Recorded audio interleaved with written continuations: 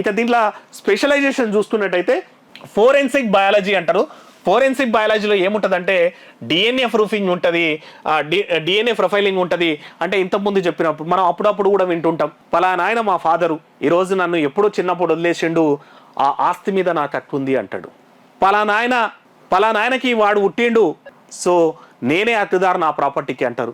ఈ మధ్య మొన్న కేసు చూసిండే మనం, భర్త ఉండగానే ఎవరితోటి ఓ లేడీ ఎఫ్ఐఆర్ పెట్టుకుంటే వాళ్ళకు పుట్టిండ్రు. సో ఇప్పుడు భర్త తర్వాత వాడు కొట్లాట, వాడు నా కొడుకా నీ కొడుకా అని చెప్పేసి. భర్త ఏమంటాడు నా కొడుకు కాదంటాడు, వాడేమంటాడు నీతోటే పెళ్ళయింది నీ వైఫై కాబట్టి నీకే అంటాడు. ఆ కేసు కూడా అట్లా పోయింది. అప్పుడు ఏమవుతుంది, డిఎన్ఏ ప్రొఫైలింగ్ చేస్తారు. అంటే ఆ పుట్టినోంది వీంది డిఎన్ఏ మ్యాచ్ అవుతుందా ఎవరి కొడుకు అనేటువంటిది. కొన్నిసార్లు క్రైమ్ సీన్లో మనం ఇంతకుముందు అనుకున్నట్టు కూడా ఓ సంవత్సరం 2 ఏళ్ల కింద లేదంటే 10 ఏళ్ల కింద ఎవడో చనిపోయి ఉంటాడు, సస్పెక్టెడ్ డెత్ ఉంటుంది, సస్పీషియస్ డెత్ ఉంటుంది, వాడిని పూడ్చిపెట్టింటారు. ఓ 10 ఏళ్ల తర్వాత ఓ కేసు ఇన్వెస్టిగేషన్లో భాగంగా మళ్ళీ రీపోస్ట్ మార్టం చేసినప్పుడు అప్పుడు ఏముండదు, మొత్తం బోన్సే ఉంటుంది.